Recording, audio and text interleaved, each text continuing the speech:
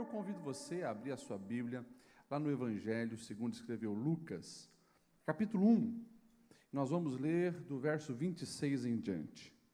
Lucas, capítulo 1, o verso 26 em diante. Enquanto você acha, eu faço questão de lembrar que a Bíblia é a palavra de Deus. Você que precisa de luz, discernimento, sabedoria, esta é a fonte. Esta é a fonte. Não negligencie a sabedoria milenar destes livros sagrados que chegou até você e até mim. Se você estudar um pouquinho de como foi que a Bíblia Sagrada atravessou os séculos e chegou até nós, você pode procurar, inclusive, opiniões de ateus, agnósticos, eles não saberão explicar como que um livro que foi escrito há 2, 3 mil, 3.500 anos atrás, ele permaneceu durante tanto tempo, com a sua preservação, a sua essência, os seus registros, e você só vai encontrar uma explicação. Você está diante de um milagre, porque Deus preservou cada história, cada verso, para falar ao meu coração e ao seu coração. Amém? Vamos lá, a palavra de Deus em Lucas capítulo 1, verso 26 diz assim: No 6º mês, Deus enviou o anjo Gabriel a Nazaré, cidade da Galileia, a uma virgem prometida em casamento a certo homem chamado José, descendente de Davi. O nome da virgem era Maria. E o anjo, aproximando-se dela, disse: Alegre-se, agraciada, o Senhor está com você. Maria ficou perturbada com essas palavras, pensando no que poderia significar essa saudação. Mas o anjo lhe disse: Não tenha medo, Maria. Você foi agraciada por Deus. Você ficará grávida e dará à luz um filho e lhe porá o nome de Jesus. Ele será grande e será chamado Filho do Altíssimo. O Senhor Deus lhe dará o trono de seu pai Davi, e ele reinará para sempre sobre o povo de Jacó, e o seu reino jamais terá fim. Perguntou Maria ao anjo: Como acontecerá isso, se sou virgem? E o anjo respondeu: O Espírito Santo virá sobre você, e o poder do Altíssimo a cobrirá com a sua sombra. Assim, aquele que há de nascer será chamado Santo, Filho de Deus. Também Isabel, a sua parenta, terá um filho na velhice. Aquela que diziam ser estéril já está em seu 6º mês de gestação, pois nada é impossível para Deus. E respondeu Maria: Eu sou serva do Senhor, que aconteça comigo conforme a tua palavra. Então o anjo a deixou.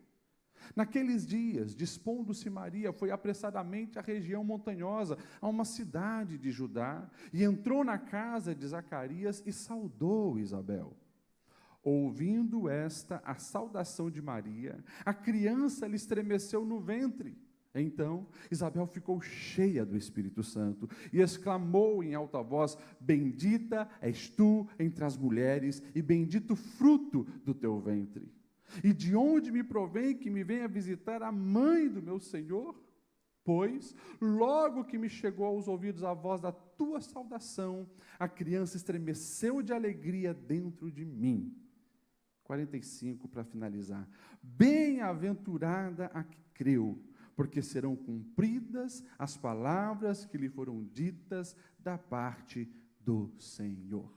Amém? Até aqui. E eu quero iniciar com 2 perguntas. Primeira: quem deseja viver uma grande vitória na sua vida, diz amém. Amém? Amém? Glória a Deus. Segunda pergunta, amém, Yuri? O Yuri está animado aí, né? Lindão, cabelo bonito. Amém. Todos nós queremos, mas a segunda pergunta: você está emocionalmente preparado para enfrentar os grandes desafios? Porque grandes vitórias só vêm de grandes desafios.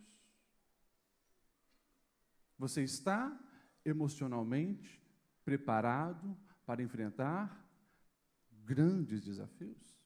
Hoje eu quero falar sobre esse assunto. Fortaleça a sua alma para os grandes desafios. Para que você se localize nessa passagem bíblica, nós precisamos entender que estamos há 2000 anos atrás, num contexto bem diferente da nossa realidade de hoje. E aqui nós temos um milagre acontecendo, pelo menos de maneira dupla. Você ouviu que o anjo se revela para Maria, o anjo Gabriel se revela para Maria, dizendo que ela então seria a mãe do Messias, o Messias esperado há tantos e tantos e tantos anos por Israel, agora tem a promessa. Ela é uma virgem que está prometida em casamento, mas ainda não casou. E diferente dos nossos tempos, onde as pessoas, nas suas irresponsabilidades sexuais, já mantêm relações íntimas muito antes do casamento, naquela época isso era impossível acontecer, porque alguém que, como Maria, aparecesse grávida antes do casamento, corria sérios riscos, inclusive de morte por apedrejamento. Era bem diferente o contexto. A Maria, ela recebe a visita do Senhor, ela fica grávida pelo poder do Espírito Santo, e ela recebe também uma orientação muito importante. Aconteceu um milagre, lá com a sua parenta, Isabel. O contexto deixa bem claro, Zacarias e Isabel, ele era um sacerdote, e eles já estavam na terceira idade, já eram idosos. E esta mulher, durante muitos anos, foi zombada e humilhada, porque também, naquela época, o contexto de uma mulher casada que não tivesse filho era terrível, porque ela era vista como uma mulher, não apenas infrutífera, mas uma mulher amaldiçoada. E isso, na sua cultura, era símbolo de humilhação. Ela mesma vai dizer, lá no verso 25, isto é obra do Senhor, falando da gestação dela. Agora ele olhou para mim favoravelmente para desfazer a minha humilhação perante o povo. Ou seja, ela recebeu um milagre e ela entendia que um novo tempo se iniciava para ela, longe das humilhações que ela sofreu. 2 milagres. Maria está grávida lá em Nazaré, pelo Espírito, e ela decide agora ir visitar a sua parenta, que já está há 6 meses gestando também um milagre ali, um milagre de concepção. Ela teve relação íntima com o seu marido naturalmente, mas foi um milagre por ser na velhice. Uma mulher que era estéril recebeu a bênção de Deus. 2 milagres, esse é o cenário. Mas eu quero que você preste muita atenção no que vai acontecer agora, nessa visita de Maria, que vai agora andar uns 30 quilômetros, saindo de Nazaré, indo até o deserto da Judéia, para ali visitar Isabel. E aqui nós temos preciosidades, porque nós vamos ver no comportamento de Maria alguém que está buscando força para a sua alma diante do enorme desafio que ela tem para enfrentar.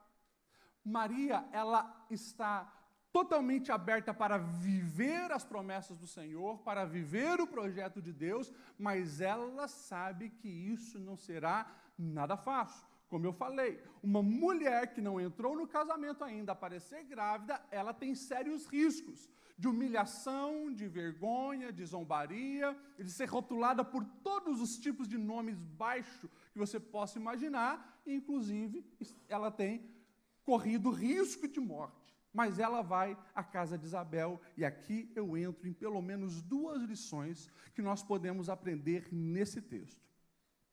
Primeira lição. Maria sabia que para enfrentar um grande desafio, ela precisava encher o seu tanque emocional. E eu vou entrar um pouquinho nesse assunto, porque essa semana eu gravei um videozinho curto dentro do meu carro, um Reels, que está lá no meu Instagram, falando justamente disso. Há muitos anos atrás, eu tinha lido um livro que eu recomendo para todos os líderes que leiam esse livro, Andando com o Tanque Vazio, de Wayne Cordeiro. E ele vai dizer algo muito precioso, eu compartilhei isso no vídeo. Eu só não imaginava que a repercussão desse vídeo fosse tão grande, porque eu falei algo que na minha mente já estava lógico, porque eu conhecia desse assunto também como psicólogo, mas eu recebi tanto direct e tanta mensagem no meu WhatsApp das pessoas dizendo assim: pastor, obrigado por esse vídeo. Pastor, eu agora comecei a entender por que eu estou tão aflito, tão angustiado, porque as brigas estão constantes na minha casa. Eu estou há muito tempo andando com o meu tanque vazio. E eu recebi muitas mensagens das pessoas falando como aquilo serviu de um alerta e de uma orientação para algo que deveria ser de conhecimento de todos. E eu coloquei nesse texto para a gente aprender com Maria, porque Maria sabia que diante do grande desafio que ela tinha, precisava encher o seu tanque emocional. Como que funciona isso, pastor Lediel? É muito simples, muito simples. Todos nós temos um tanque emocional na nossa vida. E quando eu vivo experiências boas, o tanque ele se enche. Mas no dia a dia, com coisas que nós precisamos fazer, ou às vezes com infortúnios que nós não esperávamos, o tanque emocional vai se esvaziando. E no vídeo eu falei de uma maneira bem simples, né? Que eu já identifiquei na minha alma o que nutre e enche o meu tanque. Momentos em família, viagem, ler um bom livro, assistir um filme, pescar com os amigos, são coisas que eu sei que enchem a minha alma. E se você, um dia está precisando dar boas risadas, convida alguns amigos para pescar, tipo o pastor Alexandre e o pastor Aguiar. Os camaradas são pé frio, não pega nada, e o Alexandre ele é tão desastrado que ele só faz você rir. Ele engata o teu anzol no dele, ele cai no meio do caminho, é muito engraçado. Ele deixa a vara ir para o mar e perde os equipamentos, é engraçado. Esses momentos de risada, de família, de fazer uma viagem, eu sei que abastece a minha alma, mas eu também sei do que vai gastando esse combustível da minha alma. Seja as coisas do dia a dia, como, por exemplo, na minha função, os aconselhamentos pastoral, eles vão sim drenando a minha força, porque de 6 pessoas que me procuram por dia, 4 pelo menos é trazendo grandes problemas. E eu estou ali, com a graça de Deus, para ajudá-los a resolver, dar uma luz, mas muitas e muitas vezes eu saio daqui tarde da noite já cansado, porque as pessoas vêm com seus problemas e desperam sobre mim. Eu, como pastor, entendo do meu chamado, sei que isso faz parte, mas eu preciso identificar, eu tenho que me abastecer, porque no outro dia tem mais pessoas que vão vir aqui e vão drenar as minhas energias emocionais.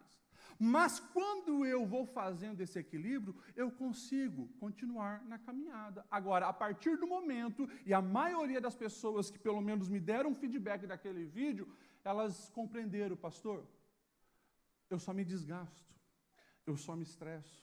Faz muitos anos que eu não faço uma viagem em família. Faz muito tempo que eu não paro para jogar um dominó, um jogo de tabuleiro com os amigos. Faz muito tempo que eu não saio com os amigos só para rir, com as amigas só para rir. Faz muito tempo que eu não consigo descansar e aliviar a alma olhando para uma natureza em paz. Faz muito tempo que eu estou sufocada com os boletos para pagar, com as cobranças da minha empresa. Então fica muito claro. E a matemática é simples. Se você permite que mais sai do que entra, vai acabar o combustível e vai entrar no vermelho. E se a luz está piscando e você ainda não identificou isso, por favor, chegou a hora de você parar e começar a se abastecer todos os dias. Vocês estão me entendendo, amém?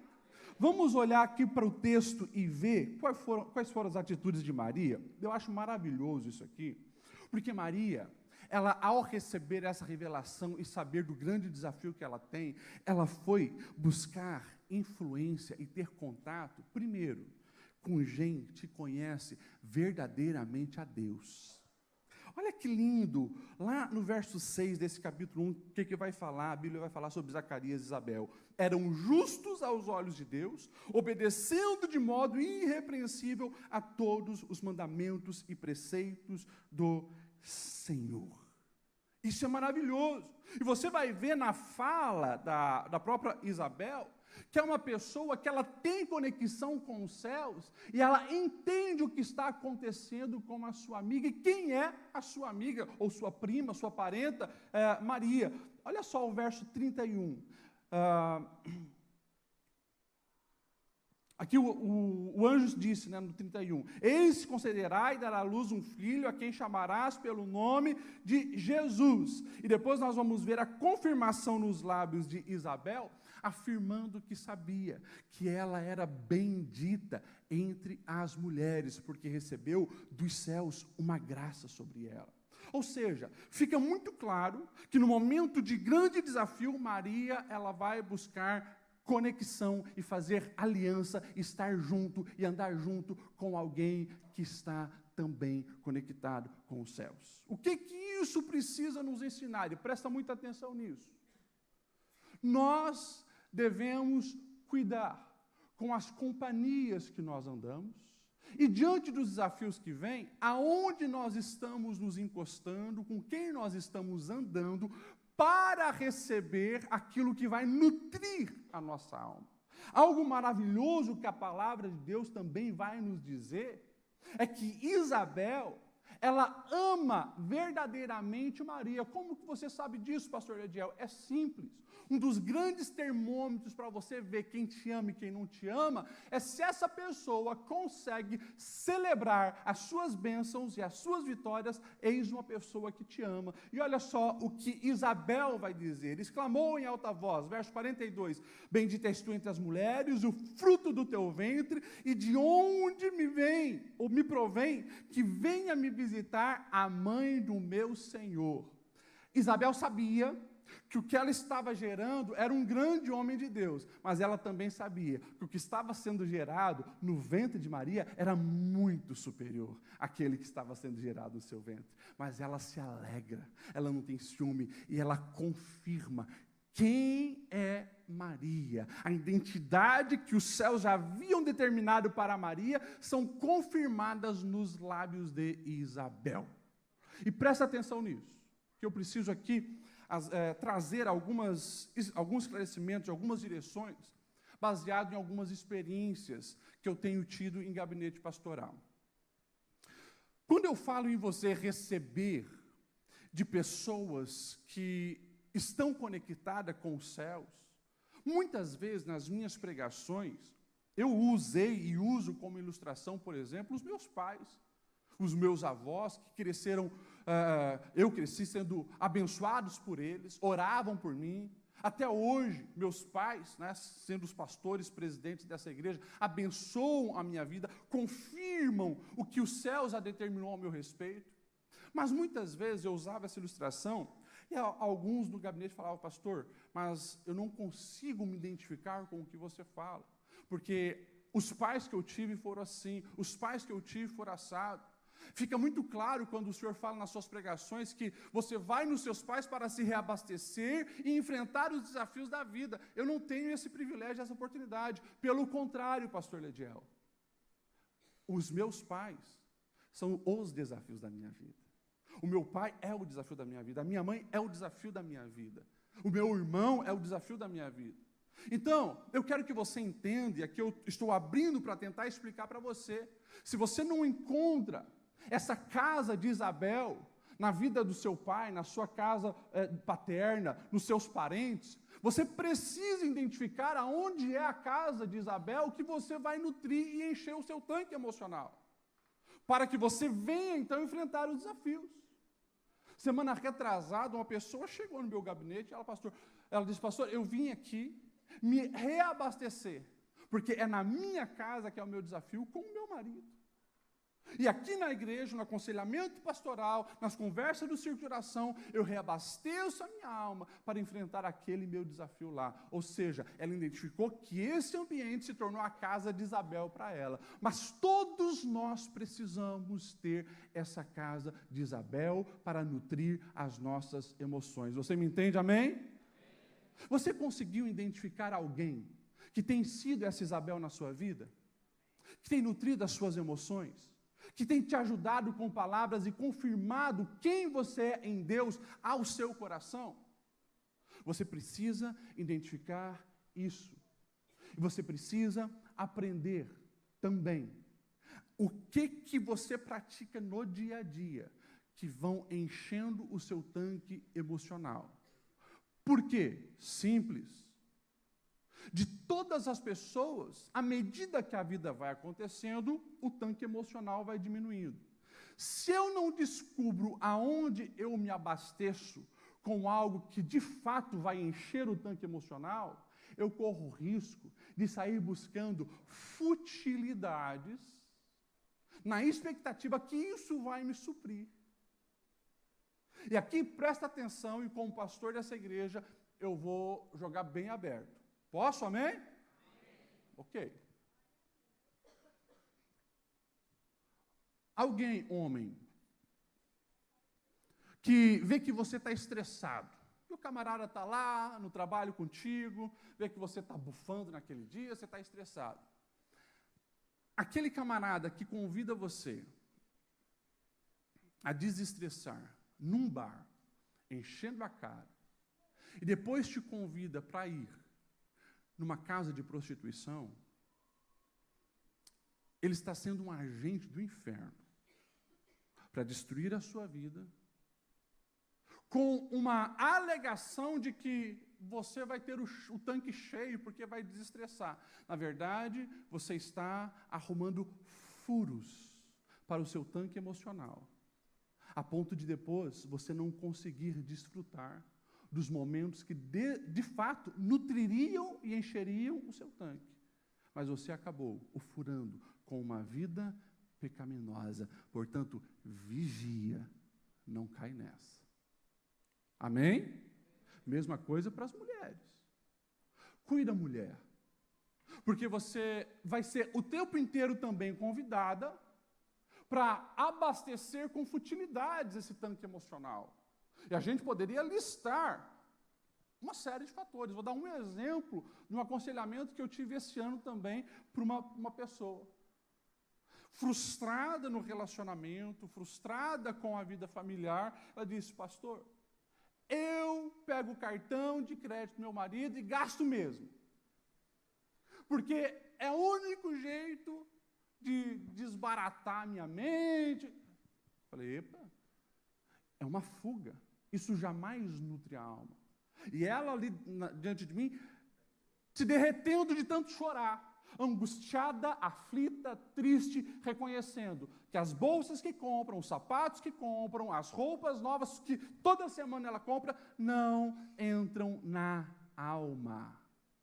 Ei, escute o que eu vou te dizer. O que mais nutre a nossa alma é o que o próprio Jesus vai dizer: amar ao Senhor acima de todas as coisas e o próximo como a nós mesmos. Relacionamento. Você precisa de gente. E, se possível, comece na família. Mas você precisa de um amigo homem. Você precisa de uma amiga mulher. Alguém cheio do Espírito Santo, alguém cheio do Espírito Santo, para orar por você, orientar você, guardar o teu coração, nutrir a sua alma. Você precisa ter momentos com seus amigos para rir, para contar piadas saudáveis. Você precisa disso. Mas procure, de fato, aquilo que vai nutrir. Amém? Quando eu vou para a palavra, eu me encanto com a vida do apóstolo Paulo. Minha percepção, não tem nenhum nesse templo aqui que foi mais crente do que Paulo. Minha percepção. É difícil olhar para a história da humanidade sem encontrar um cara tão determinado e crente como Paulo. O cara foi extraordinário. Interessante. Em momentos difíceis, o próprio Jesus se manifestou para ele dizendo: estou contigo, hein? Fica firme. O próprio Jesus. Mas aí você pega a última carta de Paulo e dois textos saltam aos meus olhos. A última carta ele escreveu para um jovem chamado Timóteo. E lá no capítulo 1, a partir do verso 16, ele vai dizer assim: o Senhor conceda misericórdia à casa de Onesíforo, porque muitas vezes me recriou e não se envergonhou das minhas cadeias. Peraí, o Paulo, que foi ao terceiro céu, o Paulo, que teve Jesus do lado dele na cadeia, ele precisou de Onesíforo para recriar a alma dele? E daí lá no final, 2 Timóteo 4:9, ele vai dizer assim: Timóteo, procura vir para mim logo, porque o Demas, amando o mundo, me abandonou e foi para Tessalônica. O Crescente foi para Galácia e o Tito para Dalmácia. O Lucas somente está comigo. Vem e traga também com você o Marcos, porque muito me é útil. Que isso, pastor? O grande Paulo precisando de gente, precisando de amigo, precisando de uma mão amiga nesse momento. Ele sabia, e aqui ele está na masmorra, não é mais a prisão doméstica, ele está na masmorra. Ele sabia que logo, logo a cabeça dele ia rolar, porque ele começa dizendo aqui nessa carta, que ele já está sendo derramado como libação. A morte está diante dele, e o que ele precisa nessa reta final da vida? De gente, de amigo. E daí, é uma palavra pastoral, né? Às vezes tem crente aqui na Assembleia de Deus que diz: eu não preciso de ninguém, eu e Deus e basta. Eu lamento dizer para você que você está enganado. Não é assim. Eu e você precisamos de gente para nutrir a nossa alma e abastecer o nosso tanque emocional. Amém? Glória a Deus. Seja você também quem abastece a alma de alguém. Seja você também que está conectado com os céus e lance virtudes, confirmações de identidade sobre a vida de quem cerca você. Segunda coisa, vocês me dão mais 10 minutos? Amém? Primeira coisa que nós precisamos fazer para fortalecer a alma para os grandes desafios: abastecer a nossa alma. Segunda coisa, que também nós vamos encontrar aqui nesse texto de Maria e Isabel. Nós precisamos gerar para a nossa alma as convicções da vida na presença de Deus. Ou seja, eu e você precisamos gerar as convicções que vão reger a nossa vida na presença de Deus. Maria estava ali tendo a maior experiência espiritual da sua vida. Lá no verso 38 ela vai dizer assim, olha a identidade dela: eu sou serva do Senhor, portanto, que aconteça comigo, conforme a palavra que Deus já determinou. Duas convicções ela tem, e ela naquele momento espiritual, ela determinou: eu sei quem eu sou serva do Senhor, e sendo serva do Senhor, eu quero fazer a vontade do Senhor. Pastor Ledial, por que você está falando isso? Simples, porque nós tomamos decisões baseadas nas nossas convicções. E a pergunta que eu quero que você reflita nessa segunda verdade é: aonde você tem gerado, ou em que momento da sua vida você gerou as convicções que regem as suas decisões? Eu estou falando, claro, das principais decisões da vida, porque decisão a gente faz o tempo inteiro. Você decidiu a cor da roupa que você ia usar hoje, você decidiu estar nesse culto e não estar na frente da televisão, você tomou várias decisões, mas eu estou falando aquelas decisões determinantes na vida, que são regidas por convicções da sua alma. Aonde você gerou essas convicções? Explique melhor, pastor Lediel. Eu explico. Eu quero também nessa explicação te orientar a jamais gerar convicção na sua alma, baseado em pelo menos 3 situações. Primeiro, quando você está sob pressão. Aquele momento da pressão não é momento de você gerar convicção.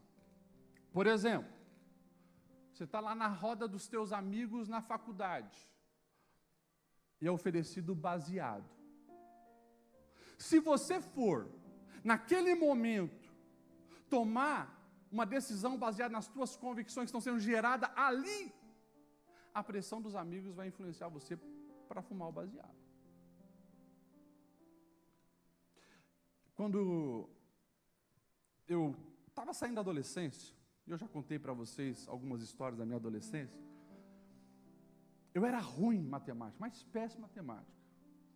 Vocês sabem, eu já falei aqui do testemunho também, das palavras da minha mãe, eu reprovei 2 anos em matemática, e depois eu tive que correr atrás do prejuízo. Então, eu comecei a estudar à noite, para tentar recuperar os anos perdidos, e ali em Lages, onde nós morávamos na época, tinha a possibilidade de fazer a 7ª e a 8ª série num ano só, e eu falei, vou fazer isso, tá?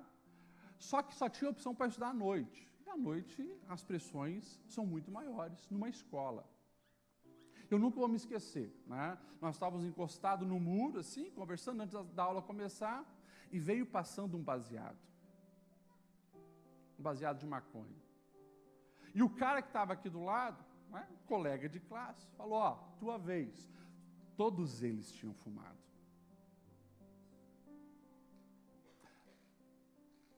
A pressão era certa.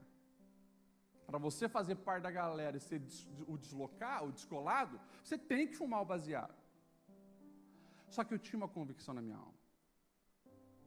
Convicção que vício é pecado.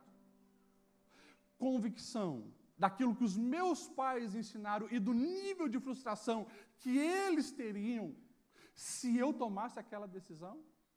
As convicções que eu tive naquele momento me deram força suficiente para não ceder à pressão. Eu rejeitei e disse, disso eu não participo. E eu, naquele momento, até hoje eu me lembro, eu imaginei como a notícia chegaria para os meus pais. E aquilo me fez rejeitar. Ou seja, aquilo já tinha sido gerado na minha alma e resultou no momento da pressão. Agora, nós precisamos cuidar, porque se você deixar para gerar convicções na sua alma na pressão, você pode trocar os pés pelas mãos e tomar decisões erradas. Então vigia, porque é na presença de Deus onde você precisa gerar as convicções para a sua alma.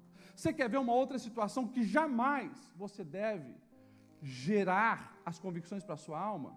O momento do medo. Um dos casos que eu atendi no gabinete pastoral no ano passado, ano retrasado,